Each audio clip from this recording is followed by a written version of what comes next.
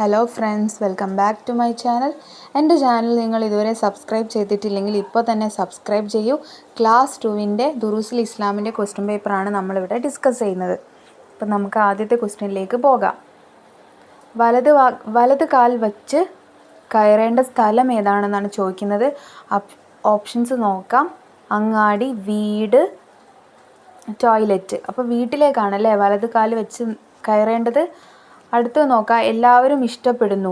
ആരൊക്കെയാണ്? വൃത്തിയില്ലാത്തവരെ, ശുദ്ധിയുള്ളവരെ, കുളിക്കാത്തവരെ. ആരെയാണ് എല്ലാവരും? അള്ളാഹു വരെ ഇഷ്ടപ്പെടുന്നത് ആരെയാണ്? ശുദ്ധിയുള്ളവരെയാണ് ഇഷ്ടപ്പെടുന്നത് അല്ലേ? അപ്പോൾ അതും നോക്കി വെക്കുക.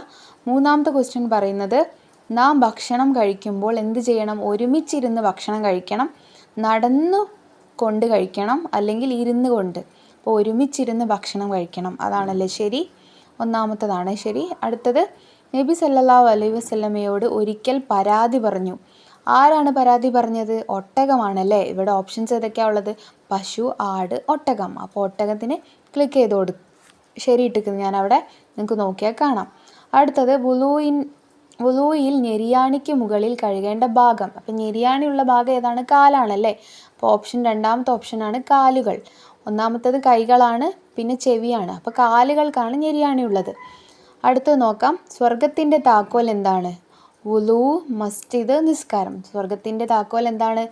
നിസ്കാരമാണല്ലേ. മിഫ്താഉൽ ജന്നത്തുൽ സലാത്ത് പഠിച്ചിട്ടില്ലേ? മിഫ്താഹ് പറഞ്ഞ എന്താണ്? താക്കോലാണ്. അപ്പം സ്വർഗത്തിൻ്റെ താക്കോൽ എന്താണ്? നിസ്കാരമാണ്. നിസ്കാരത്തിൻ്റെ താക്കോൽ വുളൂ ആണെന്നും കൂടി പഠിച്ചു വെക്കണേ. അപ്പോൾ അടുത്ത ക്വസ്റ്റ്യൻ നമുക്ക് നോക്കാം. ആദം നബി അലൈഹിസ്സലാമിനെ അള്ളാഹു തആല സൃഷ്ടിച്ചത് എന്തിൽ നിന്നാണ്? കളിമണ്ണിൽ നിന്നാണ്. അപ്പോൾ ഓപ്ഷൻ എ ആണ് ശരി. തീയിൽ നിന്ന് സൃഷ്ടിച്ചത് ആരെയാണ്? ഇബ്ലീസിനെയാണ്. അതും കൂടി ഇതിൽ പഠിച്ചു വെക്കണം. അടുത്തത്, നിസ്കാരത്തിൻ്റെ ഷർത്തുകളുടെ എണ്ണം എത്രയാണ്? നിസ്കാരത്തിൻ്റെ ഷർത്തുകൾ 5 പാട്ട് നിങ്ങൾ പഠിച്ചിട്ടുണ്ട്. അപ്പോൾ ഏതൊക്കെ ഷർത്തുകളാണെന്നും കൂടി നോക്കി വെക്കണേ. അടുത്ത ചോദ്യം നോക്കാം. 8 എന്നർത്ഥം വരുന്നത് എന്താണ്? സമാനിയ, സിത്ത, ഹംസ. അപ്പോൾ ഏതാണ്? സമാനിയാണ്. അപ്പം വാഹിദ് മുതൽ അഷറ വരെ എന്തായാലും നോക്കി വെക്കണം. നിങ്ങൾക്ക് ഇതേപോലെ ഓപ്ഷൻസ് തന്നിട്ട് ചോദിക്കും. അത് നമ്മൾ കഴിഞ്ഞ വർഷം 1-ാം ക്ലാസ്സിൽ പഠിക്കാനുണ്ട്, സ്കൂളിലും പഠിക്കാനുണ്ട്. അപ്പോൾ എല്ലാ കുട്ടികൾക്കും അത് അറിയും. വളരെ ഈസിയാണ്. നമുക്ക് നോക്കാം. അടുത്തത്, നമുക്ക് കരുണ ചെയ്യുന്നു എന്നർത്ഥം വരുന്ന വാക്ക്.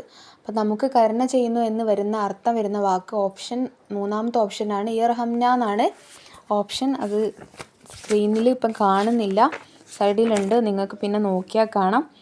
കരുണ ചെയ്യുന്നു എന്നർത്ഥം വരുന്ന വാക്കാണ് യർഹമുന എന്നാണ്. യർഹമുന. അതിൽ ഒന്നാമത്തെ ഓപ്ഷനിൽ കൊടുത്തത് യഹ്ഫത്തുന എന്നാണ്. യഹ്ഫത്തുന എന്ന് പറഞ്ഞാൽ സംരക്ഷിക്കുന്നു എന്ന അർത്ഥമാണ് വരുന്നത്. രണ്ടാമത്തത് യർസുക്ന എന്ന് പറഞ്ഞാൽ